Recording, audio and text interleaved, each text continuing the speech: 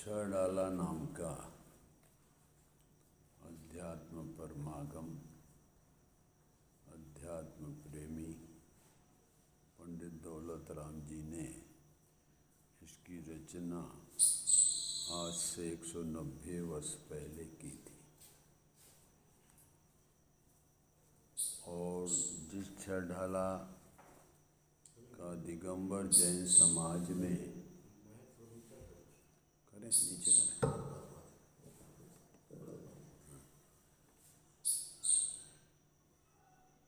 जिस छड़ाला का दिगंबर जैन समाज में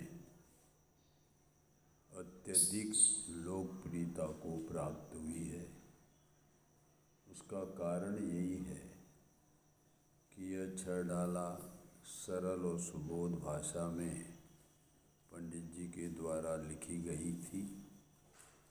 और इस छड़ाला को जो देश में जितनी भी रात्रि पाठशालाएं चलती थी उसमें छड़ाला को पाठ्यक्रम रूप में रखा जाता था। दिगंबर जैन स्कूल थे, उनमें भी यह छड़ाला को पाठ्यक्रम के रूप में रखा जाता था। और जितने भी परीक्षा बोर्ड थे उन बोर्डों में भी ये छड़ाला नाम का ग्रंथ पाठ्य पुस्तक के रूप में रखा गया है। इसलिए यह छड़ाला हमारे देश में दिगंबर समाज में इसलिए यह अत्यधिक लोकप्रिय हो पाई है। और इस लोकप्रियता के कारण हमारे सोनगढ़ के जो अध्यक्ष थे नवनीत भाई, उन्होंने 70 वर्ष की उम्र थी और उन्हें छड़ाला कंठस्थ थी और प्रिय भी थी।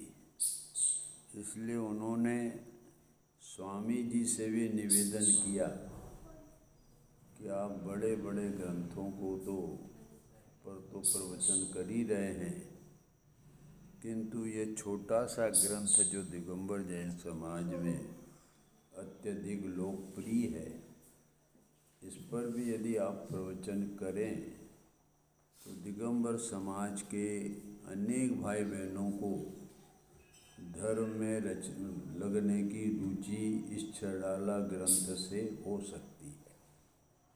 क्योंकि ये छड़ाला ग्रंथ जो है ना वो चित्रित है, इसमें चित्र दिए गए हैं और उस चित्र के माध्यम से इस जीव को विषय ध्यान और ज्ञान में आता है कि मैंने इस प्रकार के भाव किए तो मुझे नरक में जाना पड़ेगा, इस प्रकार के भाव किए मायाचारी के तो मुझे तिर्यंच में जाना पड़ेगा।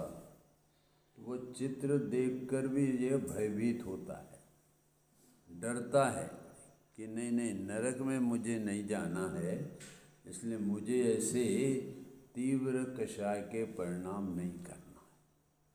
तो इसलिए इसके चित्र भी हम और आपको शिक्षा देते हैं, जिससे हम और आप जीव विषय कषाय रूपी पापों से बचकर और अपने जीवन को धर्म मार्ग में लगा सकें, ऐसी प्रेरणा हमको ये छड़ाला ग्रंथ देता है। इसलिए वो नवनीत भाई ने स्वामी जी से निवेदन किया और स्वामी जी ने प्रथम इस छड़ाला ग्रंथ को अंदर में पढ़ा, गहन अध्ययन किया, चिंतन किया और चिंतन करके उन्हें ये लगा कि ये छड़ाला ग्रंथ वास्तव में समय सार नहीं किंतु लघु समय सार है। इसमें जो समय सार की जो 7 तत्व की बात बताई गई है वो बातें सब इसमें बहुत ही संक्षिप्त में बतलाई गई है। इसलिए यह समय सार लघु समय सार के रूप में हुआ रहा। और उन्होंने एक एक ढाल पर उन्होंने बहुत ही मार्मिक प्रवचन, हमारे सोनगढ़ में सभा जो लगती थी 300-400 व्यक्तियों की, उस सभा में उन्होंने इस पर प्रवचन किए, जिन प्रवचनों को सुनकर बहुत से लोगों ने अपना जीवन परिवर्तित भी किया और परिवर्तित के साथ साथ इसके छंदों को वह याद और कंठस्थ भी किया। ऐसा ये गुरुदेव श्री ने उन पर वह प्रवचन किए और नवनीत भाई ने जो प्रवचन किए ना उसकी सीडी बनाई। वो सीडी बनाकर हमारे एक पंडित रमेश चंद जी थे, नाम सुना होगा, एक मधुकर जी थे, हाँ मधुकर जलगांव, हाँ एक मलकापुर वाले रमेश चंद जी थे, उन दोनों को 6 डाला की जो स्वामी जी ने प्रवचन सरल भाषा में किए थे वह उनको गांव-गांव भेजकर लोगों को वो ये 6 डाला के प्रवचन सुनाए गए थे, जिससे लोगों को सरल भाषा में धर्म का क्या स्वरूप है, धर्म किस प्रकार से प्राप्त किया जा सकता है और उस धर्म प्राप्त करने के लिए अपने परिणाम कितने ही सरल और मंद होना चाहिए, वो सारी प्रेरणा इस 6 डाला से हम और आपको मिल सकती है। उसी 6 डाला का हम और आप सब यहाँ पर मंगलाचरण से उस 6 डाला का शुभारंभ कर रहे हैं, जिसमें इस मंगलाचरण में हम और आप सब यहाँ तक तो आए हैं जो 5 बोलों तक 3 भुवन, 3 लोक, सार, वितरा विज्ञानता, शिव स्वरूप और शिवकार। अब हमारा अंतिम जो बोल है वो नमोहु त्रियोग समारिका, और नमोहु त्रियोग समारिका में हम और आपने यहाँ तक तो समझ लिया कि नमो मने नमना, झुकना, और वह हम और आप अनादि से अभी पर में, राग में, पर्याय में झुकते आ रहे हैं। उससे हमारा नमस्कार सच्चा नमस्कार नहीं हो रहा है। इसलिए हमारे जीवन में यदि सही नमस्कार देवसार गुरु के प्रति करना है, और वह देवसार गुरु के प्रति सच्चा नमस्कार कब होगा कि जब हम और आप अपने उपयोग को अपने आत्मा में नमाएंगे, झुकाएंगे, एकाग्र करेंगे और वितरागता उससे प्रकट होगी, तो हम और आपके द्वारा वह सच्चा नमस्कार देवसार गुरु को होगा। क्योंकि यह बात हमारे समय सार में वह 31वीं गाथा में एक निश्चय स्तुति की चर्चा की है। 31, 32, 33 तीनों गाथाओं में स्तुतियों की चर्चा की है, और उस स्तुतियों में माने स्तुति माने नमन, तीर्थंकर भगवान की सच्ची स्तुति गे गायक शंकर दोष के अभाव से होती है। वो बात उन्होंने 31वीं गाथा में बताई कि निश्चय स्तुति किसे कहते हैं, और वह भी तीर्थंकर की। तो उसमें यही बताया है कि जब तक यह जीव अपने ये परद्रव्य पर्यायों से अधिक अपना ज्ञान स्वभावी आत्मा वो महान और सर्वोत्कृष्ट लगकर उसमें अपना उपयोग नहीं जुड़ेगा, तब तक उसे तीर्थंकर भगवान की सच्ची स्तुति नहीं कही जाएगी। ऐसा मार्मिक बात टीका में भी कही है, उसका समय आएगा तब मैं आपके सामने प्रस्तुत करूंगा। तो यहाँ पर भी हम और आप सब समारिका नमोहु त्रियोग समारिका। अब त्रियोग की जो बात अपने पहले समझी थी कि त्रियोग माने 3 योग। कौन से 3 योग? काय योग, वचन योग और मन योग। ये 3 योग है। और योग का लक्षण भी अपन ने समझा था कि वह आत्मा के मन वचन काय के निमित्त से आत्मा के प्रदेशों में हलन चलन होना, परिस्पंदन होना, उसको योग कहते हैं। ये बात हम और आपने समझी थी। अब काय योग माने क्या, वचन योग माने क्या, और हमारे मन योग माने क्या? तो कहते हैं कि काय योग के निमित्त से आत्मा के प्रदेशों में हलन चलन होना वह काय योग है। वचन के निमित्त से आत्मा के प्रदेशों में वह हलन चलन होना वह है हमारा वचन योग। और मन के निमित्त से वह आत्मा के प्रदेशों में हलन चलन होना वह मन योग है। योग माने आश्रव, क्योंकि तत्वार सूत्र का जो 6वां अध्याय है, वो 6वां अध्याय का यह सूत्र है पहला, काय वांग मन कर्म योग स आश्रव। ये योग आश्रवी है, योग और आश्रवी है, इसलिए आश्रव होने से ये जो भी योग कहने में आया है तो वह काय आश्रव, मन आश्रव, वचन आश्रव, और ये इस आश्रव से कर्म का संबंध होता है। और कर्म का संबंध कैसे होगा कि यदि शुभ आश्रय होगा तो पुण्य कर्म का बंध बंधेगा, अशुभ आश्रय होगा तो पाप कर्म का बंध बंधेगा। तो ये दोनों से इस प्रकार के कर्म बनते हैं।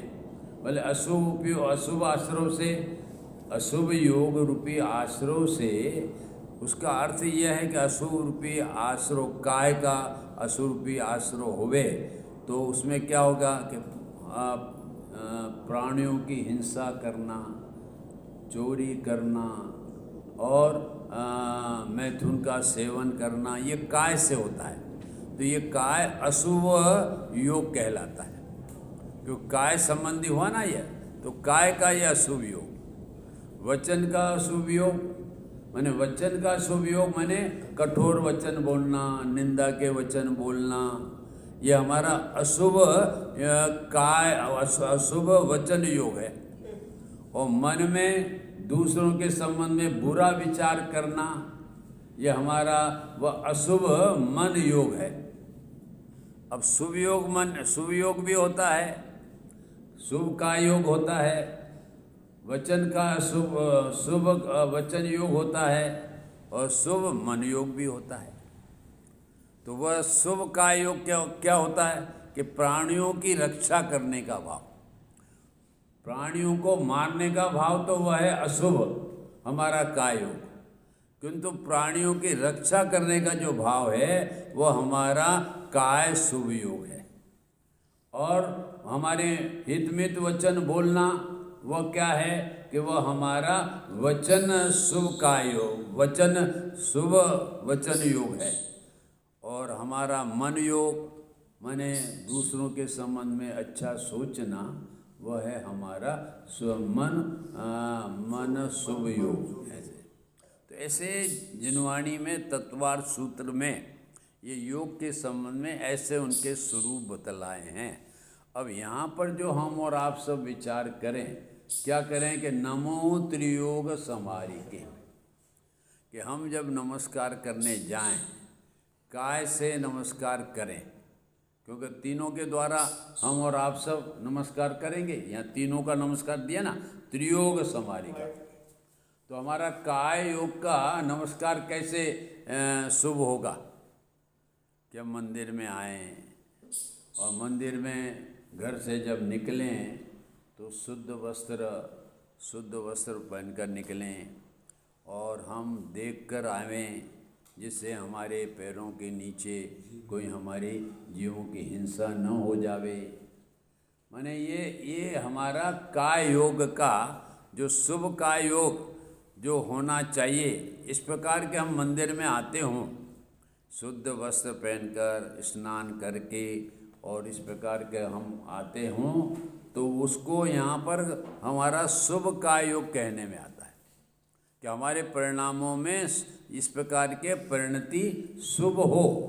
और यहाँ आकर हम मंदिर में बैठ गए, भगवान की पूजा करें, वो भी काय योग भक्ति करें, भगवान की स्तुति बोलें, ये सब हमारे काय से जो भी चीज़ें होंगी यहाँ आकर जो काय से हम यहाँ बैठे हैं और शास्त्र का स्वाध्याय सुन रहे हैं और पैर पर पैर रख कर बैठे हैं, यदि हम और आप अव्यवस्थित बैठे हैं तो हमारा वह काय शुभ काय योग नहीं होगा।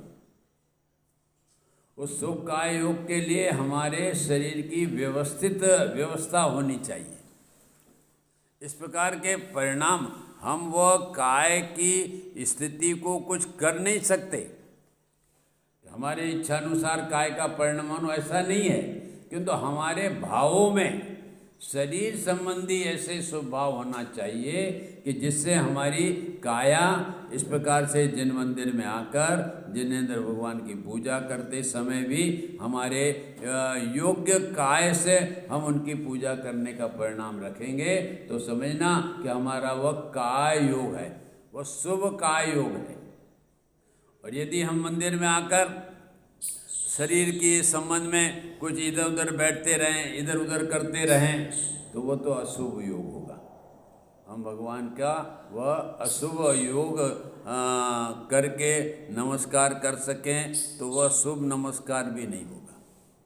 ऐसे वचन योग में भी समझना कि वचन योग में हम मंदिर में आए और मंदिर में आकर फिजूल बातें करने लगे, बकवाद करने लगे, तो समझना कि वह अशुभ वचन योग है हमारा। वह शुभ वचन योग है तो सबसे हितमित वचन बोलो, कोई फिजूल बात मत करो, कोई बकवाद मत करो, तो वह हमारा शुभ योग है। अगर हम बकवाद नहीं करो और हितमित सबसे बोलें, कोई यहाँ पर बोलकर किसी को कठोर वचन नहीं बोले जिसका हृदय दुखे। अगर हृदय दुखता है तो समझना कि वह हमारा वचन अशुभ योग है। तो मंदिर में आकर किस प्रकार से ये संहारी का शब्द दिया ना, माने व्यवस्थित करना, स्थिर करना, अपने मन वचन काय को कंट्रोल करना। कंट्रोल कोई कर नहीं सकता, अंदर में कंट्रोल करने का भाव तो हो कि नहीं नहीं हम जिन मंदिर में आए हैं तो हमारे मन वचन काय की स्थिरता हो, व्यवस्थितपना हो। तो जैसा व्यवस्थितपना होगा तो हम समझना कि वो व्यवहार नमस्कार कहलाएगा। निश्चय नमस्कार तो ये मन वचन काय से भी हमारा लक्ष्य छोड़कर अपना योग स्वरूपी भगवान आत्मा है उसमें हम स्थिरता करेंगे तो वह हमारा भाव योग नमस्कार होगा और वही हमारा मोक्ष मार्ग का कारण होगा। तो इस प्रकार से यहाँ पर ये नमो त्रियोग समारिका में इस प्रकार से मन वचन काय की किस प्रकार से स्थिरता हो। समारिका का अर्थ क्या समझना कि स्थिरता हो, उसमें किसी प्रकार के अव्यवस्थितपना नहीं हो, उसमें किसी प्रकार का वक्रता नहीं हो, किंतु मन वचन काय की एकाग्रता हो। तो वह समझना कि हमने भगवान को नमस्कार सही रूप से किया। यदि मन वचन काय की विरूपता होगी, वक्रता होगी, तो हम मंदिर में आकर भी हम भगवान को सही नमस्कार न करते हुए हमारे परिणामों में अशुभ आश्रव का कार्य होगा। इसलिए जिन मंदिर में हम जब भी आवें बहुत सावधानी समारी के, ये शब्द डाला ना, बहुत ही सावधानी पूर्वक आना चाहिए कि जिससे हमारे जिनेंद्र भगवान के विनय में, उनकी स्तुति में, उनकी वंदना में, उनकी पूजा में किसी प्रकार का हम और आपके द्वारा अविनय न हो तो हम और आपका मंदिर आना सार्थक होगा, उनकी पूजा करना सार्थक होगा। अन्यथा हम आकर भी यहाँ पर पाप का बंद करते रहेंगे। इसलिए उन्होंने यहाँ पर नमो त्रियोग समारिका शब्द का प्रयोग हमारे दौलत राम जी ने कहा कि मैं अपने मन वचन काय की स्थिरता पूर्वक वीतरा विज्ञान को नमस्कार करता हूँ, ऐसी बात उन्होंने इसमें कही है। तो अभी मंगलाचरण में हमने इस प्रकार का अर्थ निकाला। अब प्रथम ढाल चालू होती है। देखो पहले हम और आप सब पढ़ें कि प्रथम ढाल में क्या दौलत राम जी बताना चाहते हैं, जिसमें ये ग्रंथ रचने का उद्देश्य क्या है और जीवों की भावना क्या है, उसमें यह बात बताई है। हम और आप सब पढ़े। जे त्रिभुवन में जीवन सुख चाहे दुख ते भयवन, ताते दुख हारी सुखकार,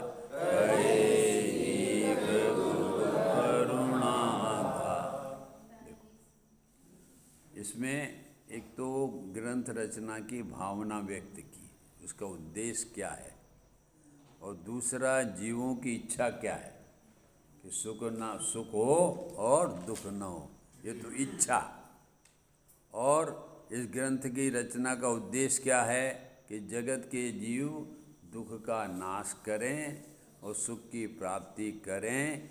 यही इस ग्रंथ की रचना का उद्देश्य है। उद्देश्य माने लक्ष्य, और कोई टोटल दौलत राम जी का और कोई लक्ष्य नहीं है।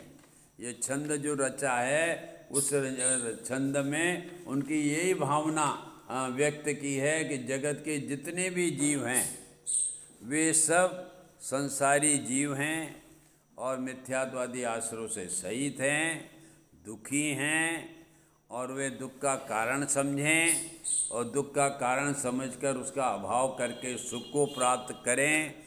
ऐसा ही हमारे दौलत राम जी की भावना इसमें दूसरी लाइन में उन्होंने व्यक्त की। अब हम पहली लाइन का अर्थ समझते हैं। देखो सर, जे त्रिभुवन में जीव अनंत, पहला यह शब्द डाला। जो त्रिभुवन की बात तो हम और आप सब हमारे मंगलाचरण में जो 3 लोक आए शब्द आया था ना, वो 3 लोक का अर्थ ही त्रिभुवन है। अब वो 3 लोक में यहाँ कह रहे हैं कि जीव अनंत है, जबकि हम और आप सब जिनागम पढ़ते हैं तो उसमें यही कहते हैं कि मनुष्यों की संख्या कितनी असंख्यात,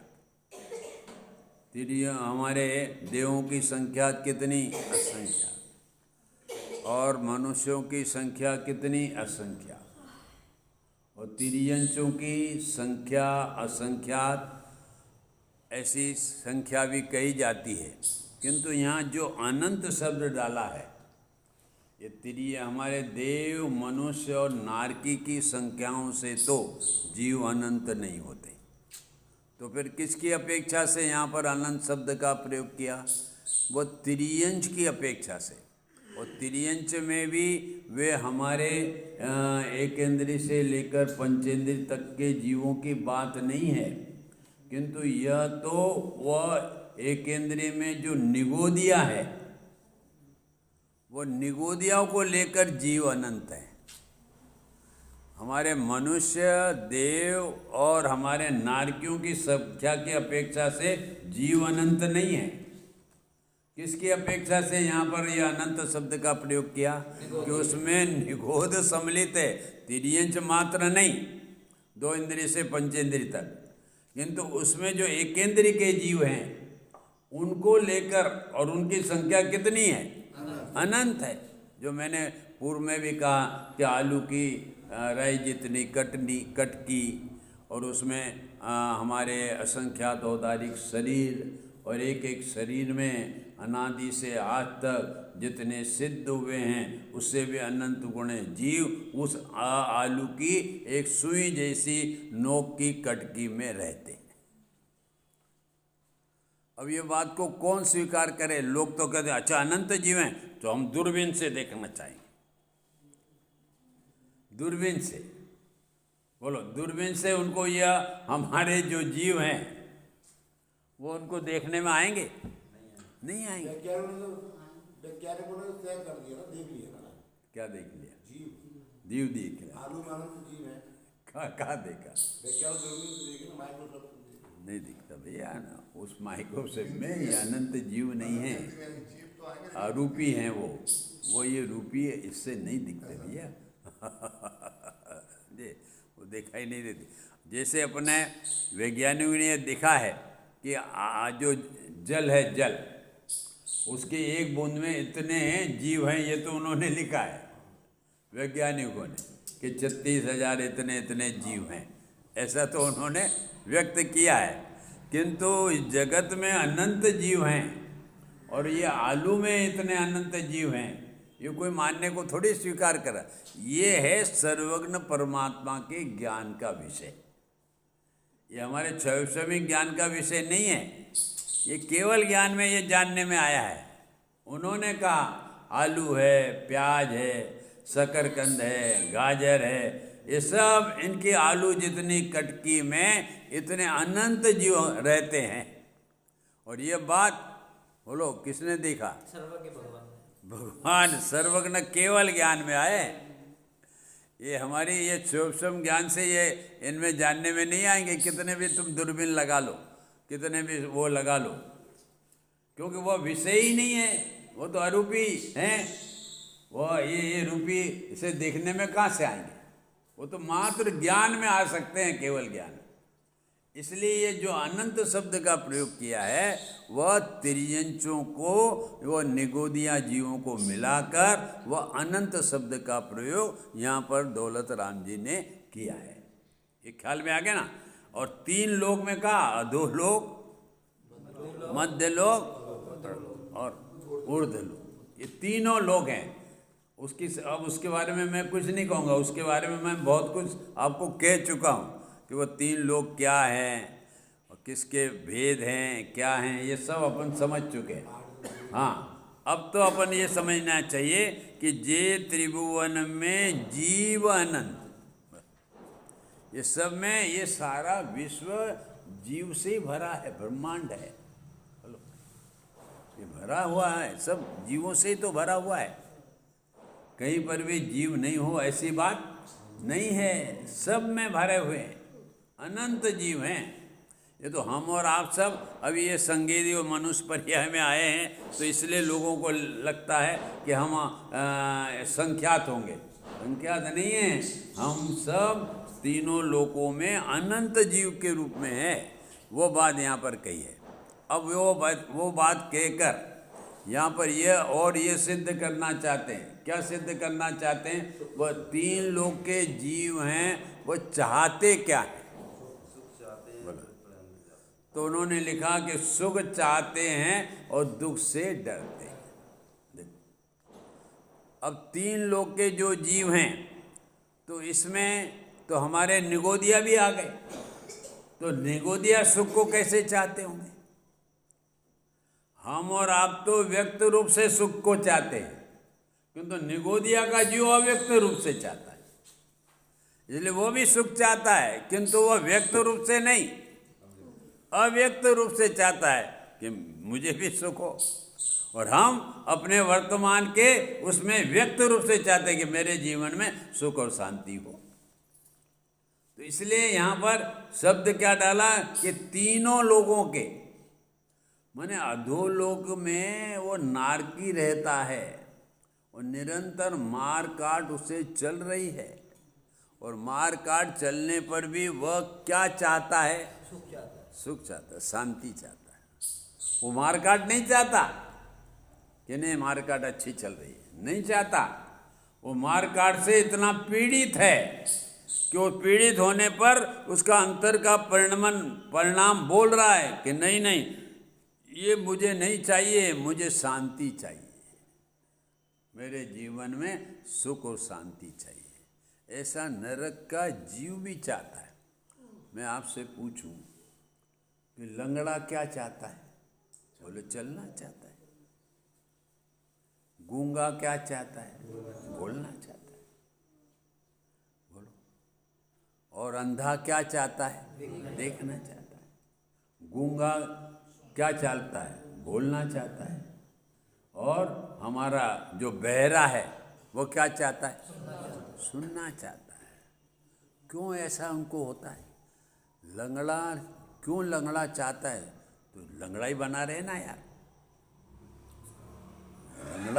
लंगड़ा नहीं रहना चाहता, समझे? अंधा नहीं रहना चाहता है। हम कहते तो अंधा ही बना रहे, ये संसार को देखकर क्यों दुखी होता है? अंधा ही बना रहे ना, जो कुछ दिखे भी नहीं तो नहीं तो तुझे कुछ तकलीफ भी नहीं हुए। नहीं देखना चाहता है। अंधा देखना चाहता है। हम तो जगत के हमारे भगवान कहते हैं कि संसार को क्या देखता है? ये देखने योग्य है कोई संसार?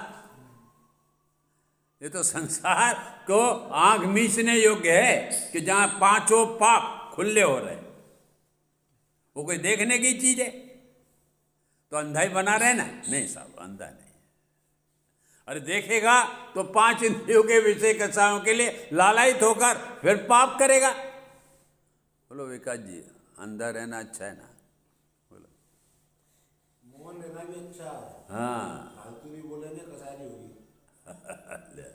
बिल्कुल मौन रहना भी तो खराब है। क्यों उसमें जवाब, कोई जवाब पूछ रहा है उसके जवाब नहीं दोगे तो फिर। अरे कोई मौन रहने में सुख नहीं है और कोई वचन बोलने में सुख नहीं है, समझे?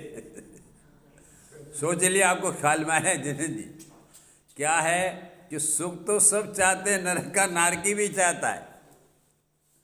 कोई ऐसा जीव नहीं है सुख नहीं चाहता, किंतु सुख चाहने का कारण, जैसे मैंने कहा ना, लंगड़ा क्यों चलना चाहता है, गूंगा क्यों बोलना चाहता है, अंधा क्यों देखना चाहता है, और यह बहरा क्यों सुनना चाहता है? इसलिए सुनना चाहता है कि लंगड़ा लंगड़ा रहने का उसका स्वभाव नहीं है, उसका तो चलने का स्वभाव है। गूंगा गूंगा रहना उसका स्वभाव नहीं है, वह तो बोलना चाहता है, बोलने का स्वभाव है। बोलो, अंधा अंधा रहने का स्वभाव नहीं है, उसका तो देखने का स्वभाव है। ऐसे ही वह हमारा वह जो है बहरा, वो सुनना चाहता है, क्योंकि उनका स्वभाव नहीं है रहने का। बहरा गूंगा ये उनका स्वभाव तो सब हमारे खुला है। लंगड़ा चलना चाहता है, उसका स्वभाव है। गूंगा बोलना उसका स्वभाव है। अंधा सुंदर रहना उसका स्वभाव नहीं है, देखना उसका स्वभाव है। और बहरा उसका सुनना स्वभाव है। ऐसा ही प्रत्येक आत्मा सुख क्यों चाहता है? कि उसका स्वभाव है। अगर सुख स्वभाव नहीं होता तो यह जीव कभी सुख नहीं चाहता। मैं आपके ग्वालियर वालों से पूछता हूँ, आपको दुख क्यों नहीं चाह, आप दुख क्यों नहीं चाहते? स्वभाव नहीं है। बोला, चलो छोड़ो, थोड़ा दुख थोड़ा सुख ऐसा भी कर लो ना, 50-50। क्या राजी? कभी ऐसी कभी दुखी।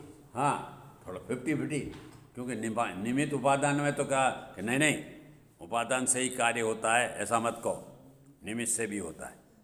जब नहीं मानते हैं तो समझौता कर लो, क्या कि 50-50। बोलो राजन जी, ऐसा होगा 50-50 है? नहीं जी, कहते नहीं अपने को। अपन जब उपादान पर जोर देते हैं तो सोनगढ़िया वालों को क्या सुनने को मिलता है कि नहीं नहीं, तुम उपादान पर ही जोर क्यों दो, उपादान से ही कार्य होता है, ऐसे एकांत की बात क्यों करते हो? निमित्त है ना, तो उससे भी होता है। जब अपन नहीं मानते कि नहीं उपादान से, तो ठीक है चलो ऐसा करो, 50-50 कर लो। निमित्त से भी होता है, कभी कभी उपादान से भी होता है। बोलो, जब वो जोर करता है ना तो वह फिर अंतिम में ही आता है, 50-50 कर लो। बोलो, किंतु भाई साहब, तुम ये वस्तु के स्वरूप में समझौता करने वाले होते कौन हो? जैसे हमने कहा अग्नि उष्ण है, नहीं नहीं भाई साहब अग्नि ठंडी है, तो 50-50 कर लो कि अग्नि ठंडी भी है और उष्ण भी है। बोलो, किंतु तुम समझौता करने वाले अग्नि के संबंध में कौन हो? तुम अग्नि से पूछो कि तू ठंडी है कि गर्मी, और ठंडी है कि उष्ण है, तो मालूम पड़ जाएगा। वस्तु से पूछो ना, तुम उसमें समझौता करने वाले कौन होते हो जो ये 50-50 कर रहे हो? बोलो, अग्नि क्या बोलेगी कि मुझे हाथ लगाओ? समझे? तुम 50-50 करते हो। अरे अपने घरों में झगड़े हो जाते हैं भाई भाई के, समझौता होता है। समझौता में सत्य की चलती है कि समझौते में उसकी चलती, जिसकी बलवान हो उसकी चलती, जिसकी बलवान है उसकी चलती है, सत्य की नहीं चलती समझौता में। समझे? तो इसलिए हम और आप ये चाहें कि हमारे उसमें 50-50 निमित्त उपादान में हो, बिल्कुल नहीं है। तो यहाँ पर भी जो आचार्य ने, जो दौलत राम जी कहते हैं, वह जीव क्या चाहता है? वो 50-50 नहीं चाहता, सुख थोड़ा और दुख, और 50 नहीं। सुख चाहेगा तो वो परिपूर्ण सुख चाहता है, वो ऐसा नहीं चाहेगा कि थोड़ा सुख और थोड़ा दुख। दुख किंचित मात्र नहीं चाहेगा और सुख परिपूर्ण चाहेगा। क्यों चाहेगा? कि उसका सुख स्वभाव है। दुख क्यों नहीं चाहेगा? क्योंकि उसका दुख स्वभाव नहीं है, वह दुख तो विभाव है। इसलिए वह एक क्षण भी दुख को नहीं चाहेगा। ऐसा नहीं चाहेगा कि थोड़े समय तक हम सुखी रहें और थोड़े समय तक हम दुखी रहें, बिल्कुल नहीं चाहेगा। वो चाहेगा तो परिपूर्ण सुख चाहेगा, और परिपूर्ण वह दुख का अभाव चाहेगा। किंचित मात्र भी उसमें 50-50 का सौदा नहीं होता, क्योंकि स्वभाव ही ऐसा नहीं है वस्तु का। वस्तु का स्वभाव तो बिल्कुल स्पष्ट है, और वह वस्तु होती है ना, अपने आप में परिपूर्ण होती है। इसलिए वो डॉक्टर साहब ने बोला, ज्ञानानंद स्वभावी हूँ, मैं हूँ अपने में। कोई भी वस्तु होगी वो अपने में परिपूर्ण होगी, उस वस्तु में कोई प्रकार की कमी नहीं होगी। सब वस्तुएं, 6 द्रव्य है ना, अपने अपने में परिपूर्ण है, और परिपूर्ण है इसलिए उनको किसी से कुछ मांग करने की आवश्यकता नहीं रहती। ये जीव भी अपने स्वभाव से परिपूर्ण सुख स्वभावी है, इसलिए इसे किसी अन्य से सुख मांगने की आवश्यकता नहीं है। किंतु यह दरिद्र अपने सुख स्वभावी है, उसे स्वीकार नहीं करता, इसलिए भीख मांगता रहता है, हे सुख दे दे, हे सुख दे दे, हे सुख दे दे। हाँ, अपने को परिपूर्ण नहीं मानता भाई जी, कि मैं सुख से परिपूर्ण हूं। हर वस्तु अपने आप में परिपूर्ण है। शक्कर बोलो, अपने आप में मिठास में परिपूर्ण है कि अधूरी है? परिपूर्ण है। ऐसे ये आत्मा भी है, वो अपने आप में परिपूर्ण है, उसमें एक रंज मात्र भी दुख का प्रवेश नहीं है। वो परिपूर्ण दुख से रहित है और सुख से परिपूर्ण सहित है। इस निरंतर दुख बना रहता है। हाँ। ये सांस में चल रहा है ना, आपको जो दुख हो रहा है, निरंतर जो दुख हो रहा है, उसका जब तक सुख का मुख हो रहा नहीं है तो दुख तो बनी रहने वाला है। तो दुख जो बन रहा है, जो दुख चल रहा है, वो किसके कारण चल रहा है? क्योंकि आपको तो जानना होगा ना, इसको पहचानना होगा। बोलो, दुख किसके कारण चल रहा है? सभी को बोलो। क्योंकि हम अपने को नहीं जानते। श्रीमद की लाइन याद कर लो, जे स्वरूप समझा बिना पाम्यो दुख का आनंद। दुख इसका स्वभाव ही नहीं है भाई जी, जिनेंद्र जी। ये तो अपनी विपरीत मान्यता के कारण उसने अपने आप को सुख स्वरूप स्वीकार नहीं किया अंतर्मुख होकर, इसलिए इसकी परिणति में दुख चला आ रहा है। यदि एक क्षण भी अपने अंतर्मुख होकर अपने आत्मा को आनंद स्वरूप मान लेवे, तो इसकी परिणति में क्रमे क्रमे दुख का अभाव होता ही जाएगा। ये दुख तो इसने अपने स्वयं से उत्पन्न किया हुआ है, किसी ने इसे दुख दिया हो ऐसा नहीं है। ये स्वयं मैं तो मैं नहीं माना इसलिए दुखी है। बस दुखी है। जे स्वरूप समझा वो बराबर है। श्रीमद ने दुख का कारण गरीबी नहीं बताया, दुख का कारण रोग नहीं बताया, दुख का कारण कोई भाई भाई का झगड़ा नहीं बताया। क्या बताया? कि तो अपने स्वरूप को नहीं जानता और पर को अपना मानता है। बस इतनी बोल, यही तेरा दुख का वह मूल है। बस दुख का मूल यही है, बस अपने को भूलना और पर को अपना मानना, ये दुख का मूल है, और कोई मूल नहीं है। कोई तुझे कर्म दुखी कर सकता नहीं है, कोई परिवार तुझे दुखी नहीं कर सकता, कोई में सामर्थ्य ही नहीं है जो तुझे दुखी कर सकता है। दुखी होता है तो अपने स्वरूप को भूलता है और पर को अपना मानता है, इसलिए दुखी होता है। ये बात समझ में आ जावे तो अभी यहां मोक्ष हो जावे। ये बात ही तुझे अभी तक समझ में नहीं आ रही, इसलिए ये परिभ्रमण चल रहा है हम और आपका। अभी समझ में नहीं आई, अभी भी नहीं आई, अभी भी नहीं आई, नहीं नहीं आ रही है। अभी भी नहीं आ रही है, तभी तो बैठे हैं यहाँ ग्वालियर के स्वाध्याय भवन में। सुनने को नहीं मिली और सुननी है तो समझ में नहीं आई। हैं? पहले तो सुनने को ही नहीं मिली है और सुननी भी है तो समझ में नहीं आई।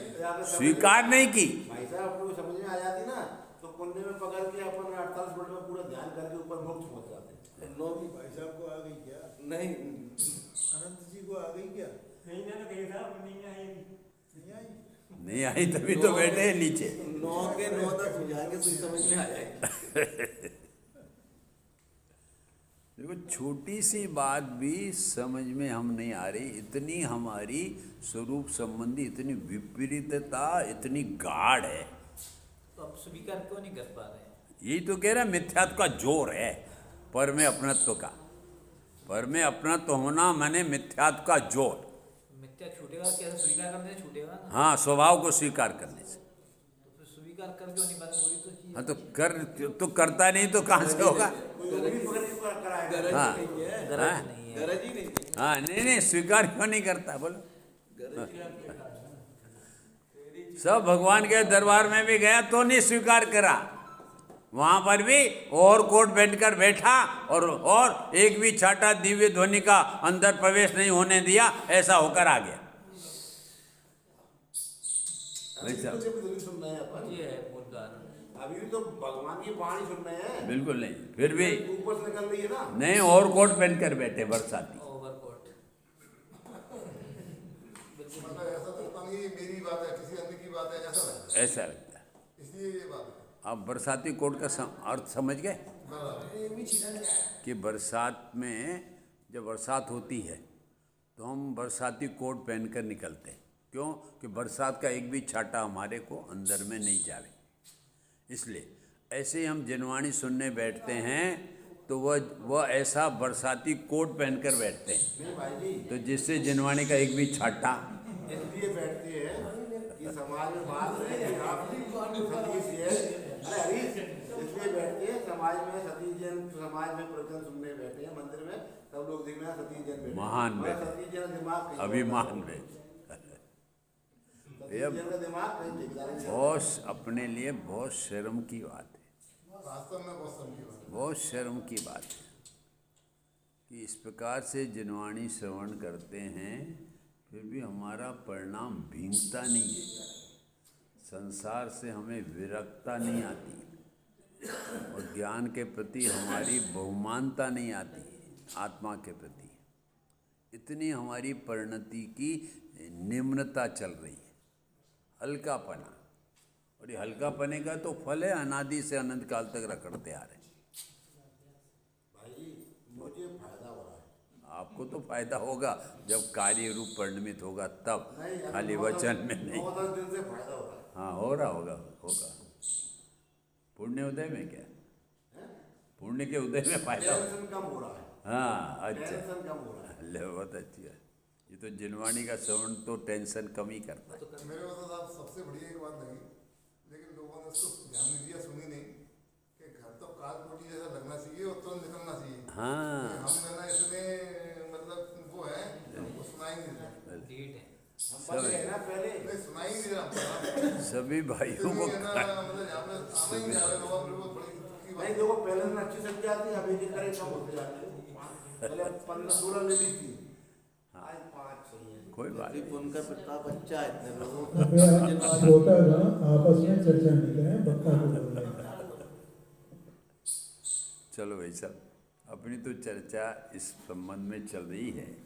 यहाँ दौलत राम जी ने जो शब्द लिखा है कि जे त्रिभुवन के जीव अनंत, तो अनंत तो अपन सिद्ध हो गए अपने ज्ञान में कि इस प्रकार से उन्होंने अनंत शब्द निगोदियों को मिलाया है।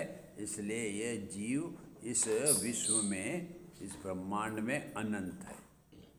ये बात तो हम और आपको ज्ञान में न्याय और तर्क से आ गई।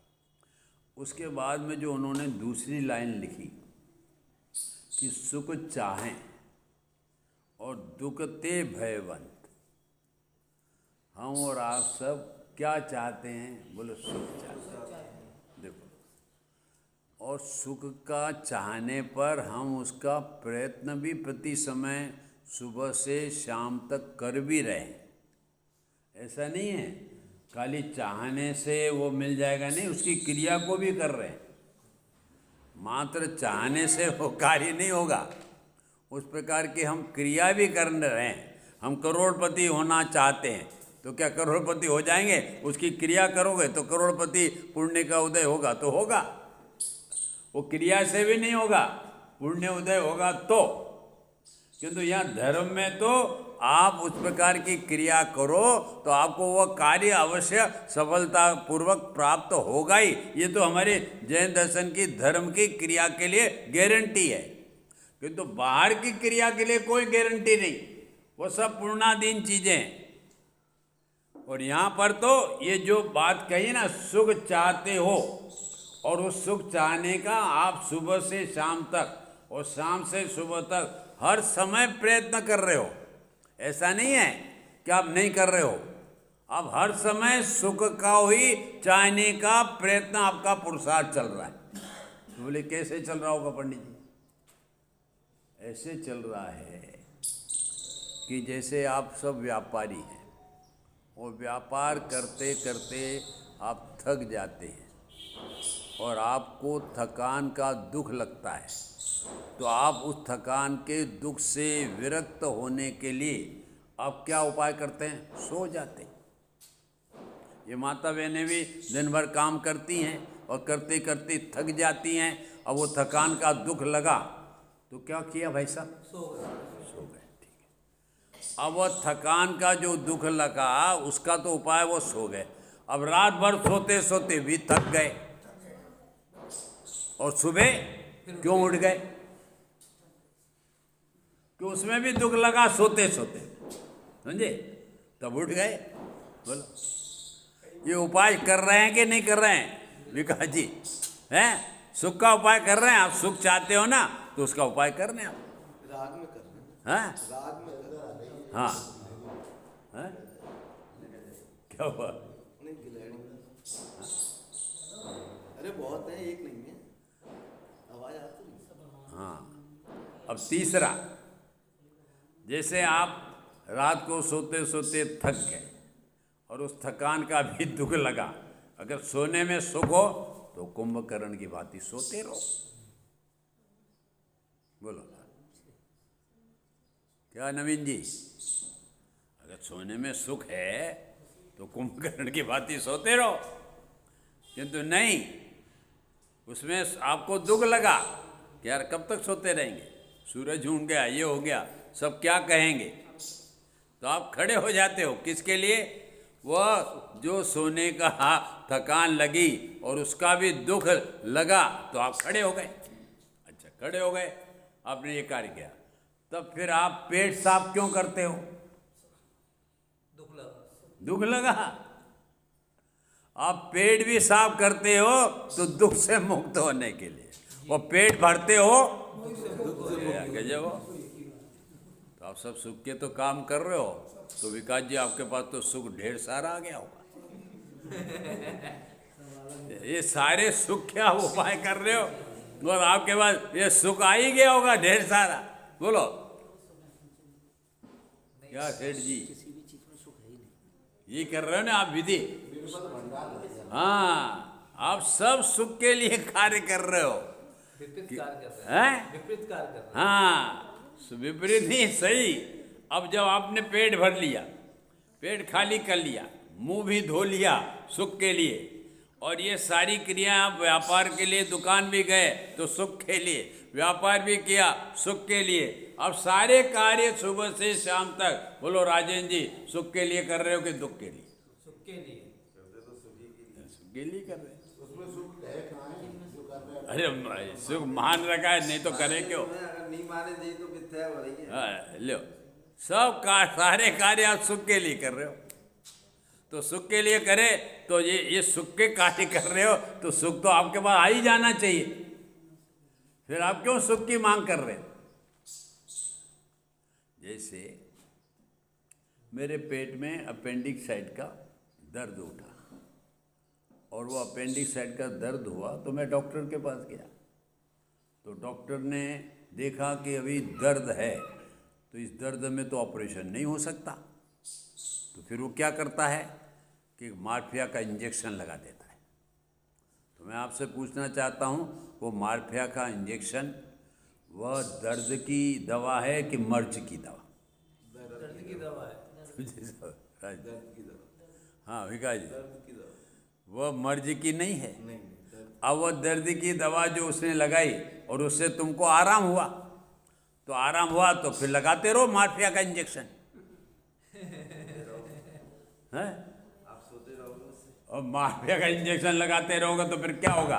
राम नाम सत्य है। सत्य हो जाएगा, क्योंकि वह दवाई नहीं है, वो तो तात्कालिक दवा है। जो दर्द उठा है उसका तात्कालिक दवा है। ऐसे हम सुबह से शाम तक जो भी उपाय कर रहे हैं ना, वह तात्कालिक उपाय है और वह इंद्रिय जनित है, वह अतीन्द्रिय जनित नहीं है। इसलिए आज तक आपको दुख का अभाव होकर सुख नहीं हुआ। सुख का उपाय तो स्वयं सुख स्वभावी आत्मा है, उसके सन्मुख होना, तब आपको सुख मिलेगा। वो उपाय तो किया नहीं, आपने इंद्रिय जनित सुख को सुख मान लिया और उसके उपाय करते रहे और फिर राम नाम सत्य हो गया। खत्म हो गया, सच्चा सुख नहीं हुआ है। तो इस प्रकार से ये बात आज हुई है। इसके बारे में, इस सुख के बारे में, दुख के बारे में कल सोचेंगे। समझे?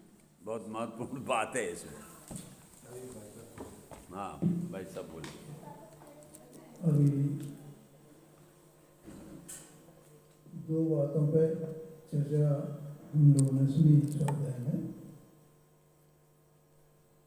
एक तो नमो त्रियोग समार्ग्य, भाई ने बहुत अच्छा खुलासा किया इसमें, उसको संक्षेप में मैं याद कराना चाहता हूँ सब आप लोगों को। और दूसरा सुख और दुख के बारे में। देखो, योग की परिभाषा बताई थी, योग किसे कहते हैं। तो हम सभी ये जानते हैं कि जीव एक इंद्री से लेकर के संगी पंचेंद्री तक इतने प्रकार के हैं, 6 प्रकार के। अब मैं ये पूछना चाहता हूँ कि हम जो बैठे हैं यहाँ, इसमें से कौन से प्रकार वाले जीव हैं? 6 प्रकार के हुए, 1 इंद्री, 2 इंद्री, 3 इंद्री, 4 इंद्री, पंचेंद्री संगी पंचेंद्रिय और संगी पंचेंद्री है। उसमें तत्व सूत्र में है ना, त्रस स्थावरा, पहला भेद है संसारी जीवों का, ये भेद किया। तो इसमें हम कौन से हैं? स्थावर है कि त्रस है? सतीश जी तो सुन रहे हैं, कुछ समझ में नहीं आ रहा कि हम त्रस हैं क्या? हम तो हम शुद्ध जीव हैं, शुद्धात्मा है। हाँ, त्रस स्थावर क्या बनेगा? शुद्धात्मा है, हमारी अशुद्ध है। यही तो समझना है। त्रस स्थावर पर्याय का कार्य हम नहीं है। तो उसमें हम त्रस पर्याय के जीव हैं। जी। त्रस में भी 5 प्रकार के हैं, 2 इंद्री, 3 इंद्री, 4 इंद्री, पंचेंद्रिय, संगी पंचेंद्रिय। जी। उन 5 प्रकारों में से हम संगी पंचेंद्रिय हैं। वस्तुतः ये जो संगी पंचेंद्रिय ये जो है ना यहाँ पर, इसमें 2 पदार्थ यहाँ, 2 वस्तुएं हैं सबसे। एक तो पुद्गल और एक जीव, ये 2 हैं कि नहीं है? अच्छा, जीव और पुद्गल ये दोनों एक साथ एक जगह रह रहे हैं। कैसे रह रहे हैं? पानी की तरह। हाँ, दूध और पानी की तरह, जल पय जो जियतन मेला, इसी में दिया है चला। तो जल पय जियतन मेला का मतलब क्या है? जीव माने जीव और तन माने शरीर। तो जल और पय कैसे है? जल और पानी के जहाँ जहाँ वो दूध और पानी, जहाँ जहाँ दूध के परमाणु हैं, तहाँ तहाँ पानी के परमाणु हैं। जहाँ जहाँ पानी के परमाणु है, तहाँ तहाँ दूध के परमाणु हैं। तो क्या ऐसा ही ये आत्मा इसमें शरीर में रहता है? नहीं। कि जहाँ जहाँ ये पुद्गल के परमाणु हैं वहाँ वहाँ ही आत्मा के प्रदेश हैं, और जहाँ जहाँ आत्मा के प्रदेश हैं वहाँ वहाँ पुद्गल के ये परमाणु हैं शरीर के। ऐसा है कि नहीं है? ऐसा है। अपना अंदर में देखो, इस शरीर में कितने ऑर्गन्स हैं?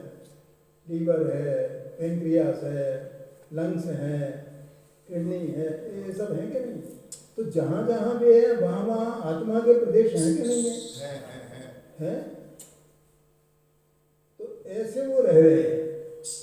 अब क्या है, जो आत्मा के प्रदेश हैं ना, उन आत्मा के प्रदेशों में परस्पंदन होता है।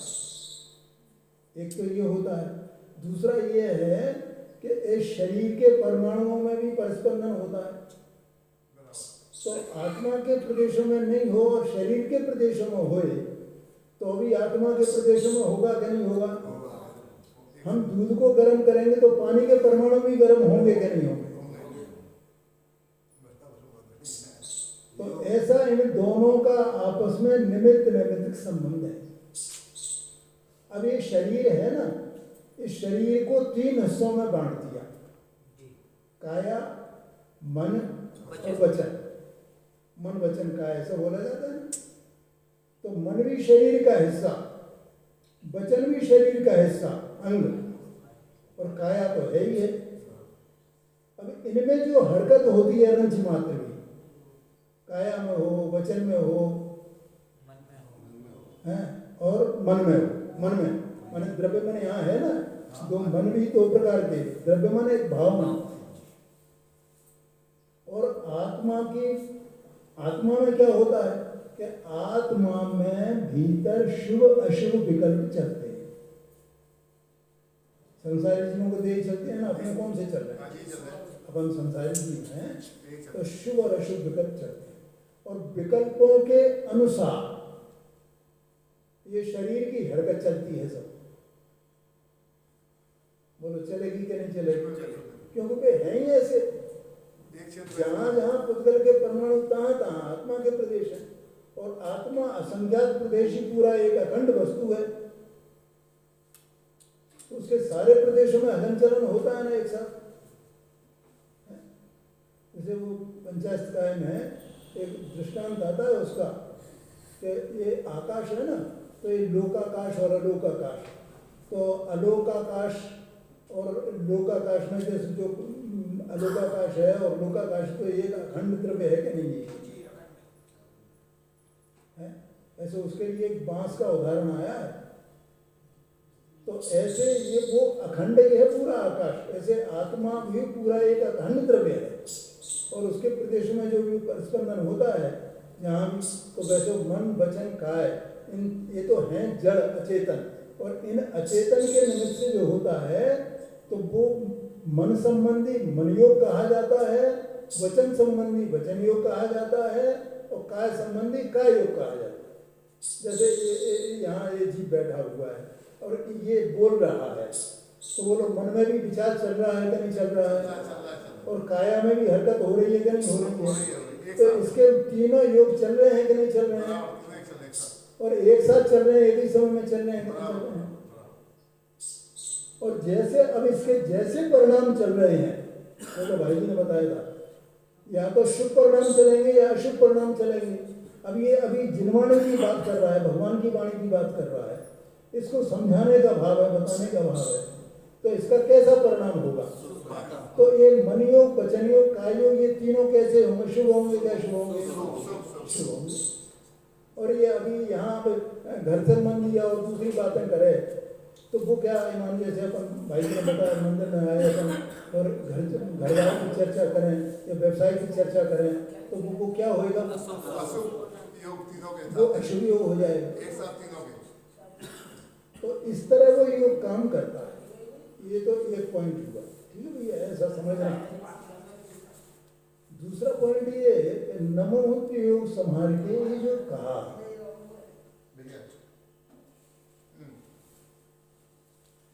वो वास्तव में ज्ञानी की तरफ से कहा गया है।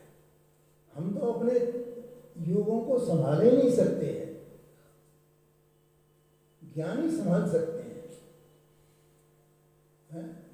वहाँ और ये तो अपन व्यवहार से ऐसा कहते हैं कि अपने को संभालना चाहिए करना, उसमें कोई दोष नहीं है, अपने को भी अपना मतलब ये सब संभालना चाहिए, लेकिन अपने संभालेंगे तो क्या होगा, ज़्यादा से ज़्यादा शुभ योग होगा। कोई हम भीतरा भाव में तो चले नहीं जाएंगे, भीतरा की तो हो नहीं जाएंगे। और वो जो कहा ज्ञानी के लिए कहा कि नमोंत योग संभाल के, इसका मतलब मैं भीतरा भाव स्वरूप हो ही जाऊं। हाँ, ये बात ऐसा है। ये तो संक्षिप्त उसका हुआ। अब मैं सुख का और बताता हूँ। भाई ने बहुत अच्छे अच्छे दृष्टांत देकर के अपने को बताया। देखो, नास्ति से कहें तो दुख का अभाव चाहना, तो सब दुख का अभाव चाहते हैं ना, दुख न हो, दुख न हो। और पंडित साहब ने मोक्ष में प्रकाशक में लिखा है, दुख का न होना वही सुख है। तो नास्ति से तो कहते हैं दुख न हो, दुख न हो। तो फिर क्या हो, क्या सुख हो, ये अस्थि से कहा गया कि सुख हो, सुख हो।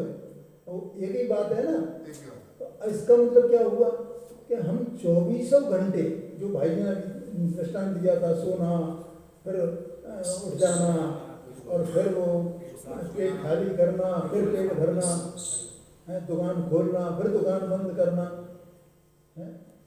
तो पैसा भी अपन कितना कमाए तो भी फिर कमाई बंद करनी पड़ती है कि नहीं करनी पड़ती है। तो ये सब क्या है, इसका मतलब ये है कि हम दुख को नहीं चाहते हैं, और दुख हमारे निरंतर बना ही हुआ है, हमें कहीं सुख मिल ही नहीं रहा। सुख चाहते तो हैं, दुख चाहते तो नहीं हैं, लेकिन हम इसको पहचान नहीं पाते हैं कि हम दुख में ही तो हैं, दुख ही नहीं तो बार बार ये ऐसा क्यों करें। प्रवचन सार जी में एक दृष्टांत दिया है, बहुत शानदार, अमृत चंद्राचार्य स्वामी ने, कि इस संसारी जीव जो उपाय किया करते हैं ना सुखी होने के, तो भैया अगर तुम इस काम से अगर सुखी हो गए हो, ठीक है, एक बार सुखी हो गए ना, तो अब सुखी हो गए तो अब क्या करना, अब चुपचाप बैठ जाओ ना।